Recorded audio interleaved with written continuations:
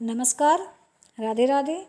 आज मैं आपको कक्षा 10 हिंदी के काव्यखंड का प्रथम पाठ सूरदास द्वारा विरचित सूरसागर महाकाव्य से उद्धृत पद पढ़ाऊंगी।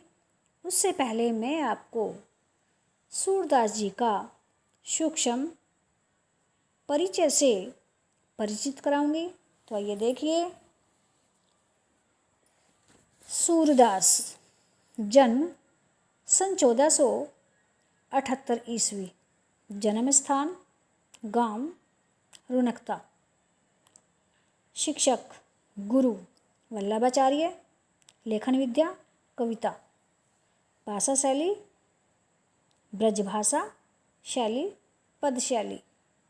प्रमुख रचनाएं सूरसागर, सूरसारावली, साहित्य लहरी आदि। मृत्यु सन 1583 ईस्वी।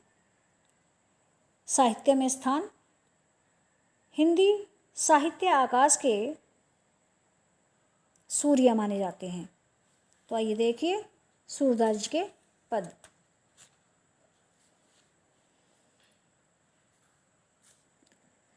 चरण कमल बंदो हरिराई, जाकी कृपा पंगु गिरिलांग है। अंधे को सब कुछ दर्शाई, बहिरे सुने गूंगे पुनि बोले। रंक चले सिर छत्र धराई, सूरदास स्वामी करुणा में बार बार बंदोत ही पाई। इस पद में महाकवि सूरदास ने अपने आराध्य के चरणों की वंदना की है। आराध्य जिसको हम सबसे अधिक मानते हैं, सबसे अधिक जिसकी भक्ति करते हैं। तो सूरदास जो है श्री कृष्ण को मानते थे, उन्हीं की भक्ति करते थे और उन्हीं को प्रतिदिन एक पद गाकर सुनाते थे। सूरदास कहते हैं कि हे प्रभु, मैं आपके कमल रूपी चरणों की वंदना करता हूँ, जिनकी कृपा से लंगड़ा व्यक्ति पर्वतों को लांघ जाता है। अंधे व्यक्ति को सब कुछ दिखाई देने लगता है, बहरा सुनने लगता है, गूंगा फिर से बोलने लगता है और भिखारी मुकुटधारी राजा बन सकता है। सूरदास जी कहते हैं कि हे करुणामय स्वामी, मैं ऐसे अद्भुत चरणों की बार बार वंदना करता हूँ। पद्यांश नंबर 2 देखिए। अभिगत गति कछु कहत न आवई, ज्यो गूंगे मीठे फल कौ रस। अंतर्गत ही भावई, परम स्वाद सब ही सुनिरंतर। अमित तोष उपजावई, मन बानी कौ अगम अगोचर। सो जाने जो पावई, रूप रेख गुण जाति जुगति बिनु। निरालंब कित धावई, सब विधि अगम विचार ही ताते। सूर सगुन पद गावई।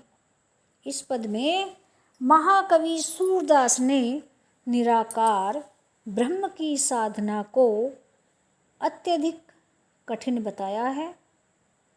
इसी के माध्यम से ब्रह्म की उपासना को सर्वसाधारण के लिए सरल बताते हुए उसी का समर्थन भी किया है। वे कहते हैं, निराकार ब्रह्म की स्थिति का वर्णन नहीं किया जा सकता, अर्थात यह अनिर्वचनीय है। जिस प्रकार गूंगा व्यक्ति मीठे फल का स्वाद अपने हृदय में ही अनुभव करता है, किसी को बता नहीं सकता क्योंकि वो तो गूंगा है,